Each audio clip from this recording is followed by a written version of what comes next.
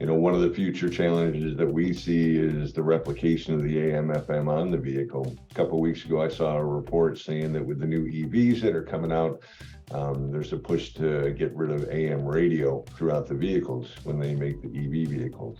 Luckily, people have stepped up and said that's really not a good idea. AM transmission is a very broad and powerful communications need. If you're ever driving down the interstate, you see if there's an emergency, you have to turn into an AM station in order to find weather events or traffic information ahead of you. So, when they start talking about taking the AM/FM off of the vehicles, that puts us in a unique situation that we have to be more creative in what we offer up as antenna solutions, because we won't be replicating an AM/FM possibly.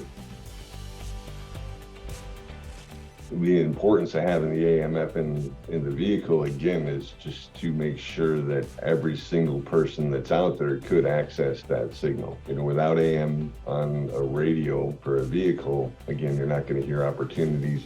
Think of that emergency alert system. Everybody hears that emergency alert on the television, and the first thing you do is you go to the television.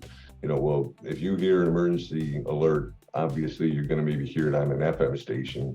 But more importantly, it's emphasized on the AM. So when you need that critical information, if you don't have that AM signal coming into the vehicle, you're not going to hear what's going on.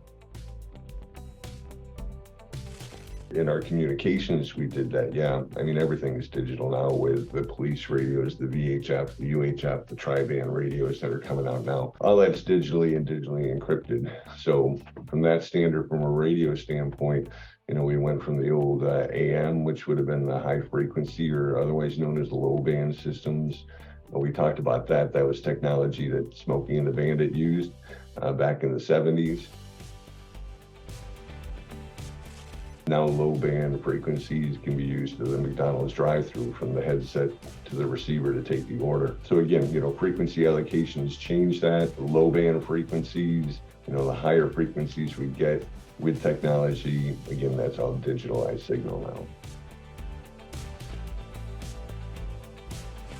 And the fact that for emergency broadcast, it's probably the best thing that everybody still has that.